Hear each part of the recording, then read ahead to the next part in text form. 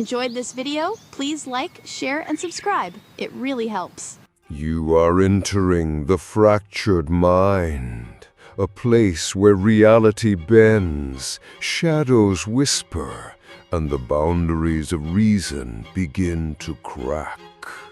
Prepare yourself. Your next step leads into darkness.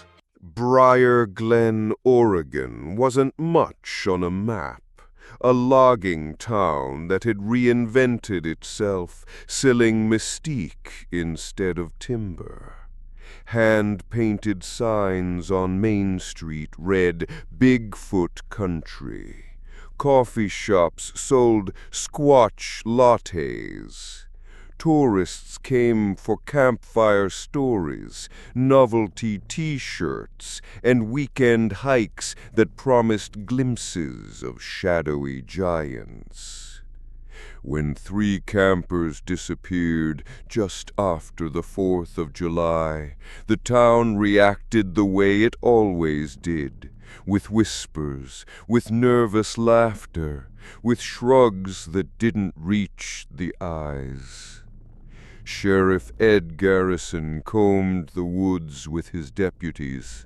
They found the campsite, the fire burned down to ash, tents slashed open, food left half-eaten, the real evidence, the tracks he almost refused to see.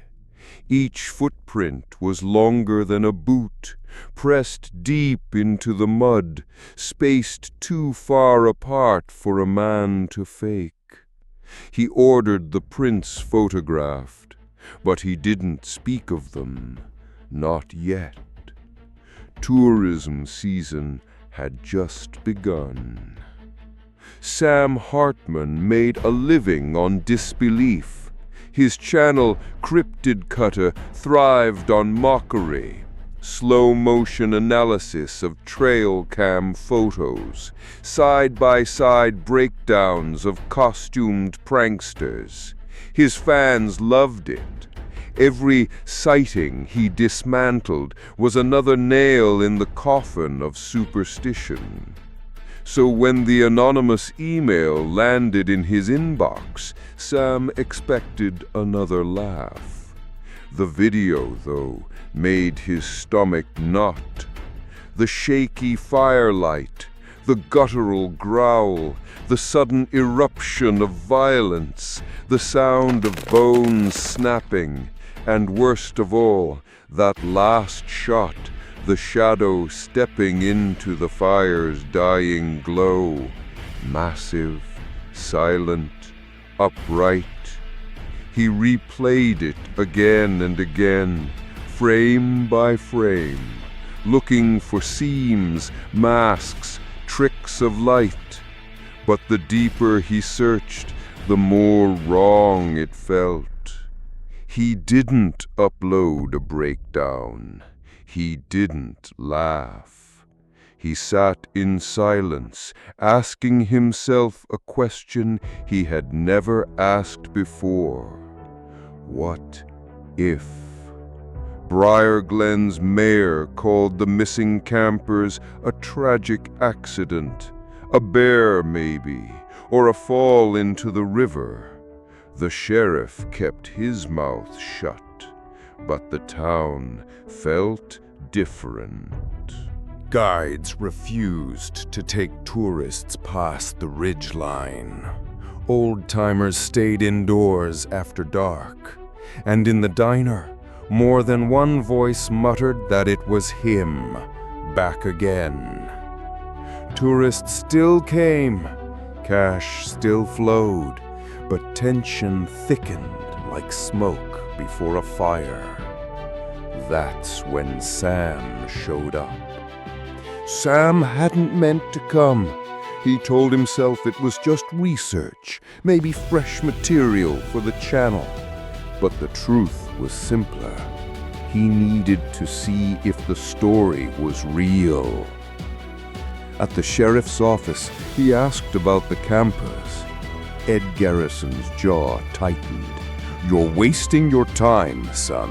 Lot of animals out there. Lot of ways to get lost. But Sam had done his homework. He showed Ed the video. The sheriff watched in silence, face pale beneath his weathered skin. When it ended, he slid the phone back across the desk. "Delete it," Ed said, "and go home." Sam didn't delete it. He rented a cabin outside town, close to the ridge where the campers vanished. He hiked by day, filmed by night, filling memory cards with hours of quiet forest. On the third night, the quiet broke. A knock, not on his door, on the trees. 3 heavy raps echoing through the valley, answered moments later by 3 more from the opposite ridge. Sam's camera shook in his hands. It wasn't staged, couldn't be. The woods themselves seemed to shudder. That night, he dreamed of the video's last frame, breathing, looming, waiting. News spread fast. A fisherman found dead on the riverbank, not mauled, not eaten, broken. His body looked as though it had been dropped from a great height, bones splintered, limbs twisted. The sheriff wanted it quiet. The mayor begged for silence, but whispers outran them. 2 tragedies in a month. Tourism began to falter. Sam live-streamed about it. His first video where the laughter was gone from his voice. His followers, used to sarcasm, were unsettled. Some mocked him, others believed. The sheriff came for him that night. "You don't know what you're playing with." But Sam wasn't mocking anymore. He was pale, eyes wild, clutching a memory card like a weapon. He had more footage now. Movement in the trees, a shape crossing the ridge at dusk, impossibly tall, arms swaying like pendulums. "This isn't a hoax, it's real," Sam said. Ed Garrison didn't argue. He only sighed, the weight of decades hanging from his shoulders. "God help us," he said. Like a crazy mob in an old Western movie, the town split. Some wanted the truth buried. Others wanted revenge. A few wanted fame. A group of armed locals set out into the forest. Sam followed, camera in hand, recording everything. The bravado, the nervous laughter, the way conversation thinned as night fell. By dawn, only half returned. The rest were gone. Sam didn't post the footage, not yet.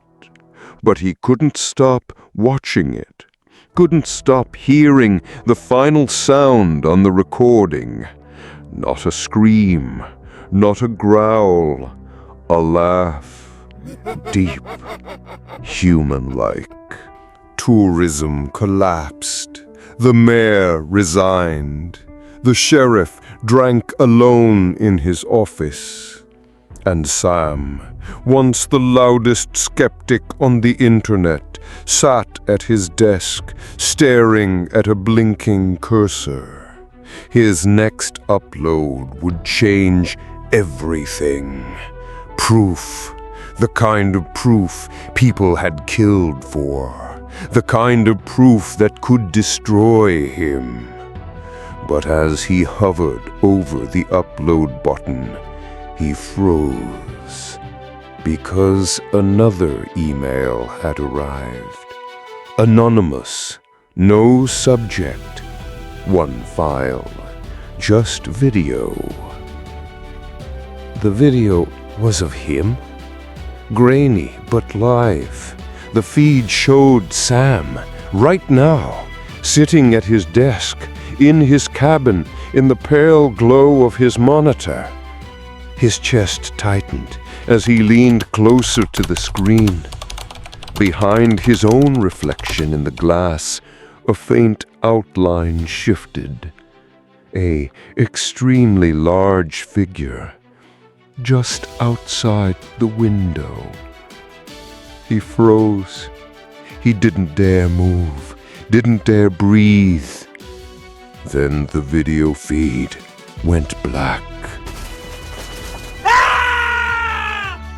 The mind is fragile. It bends, it breaks, it fractures under pressure.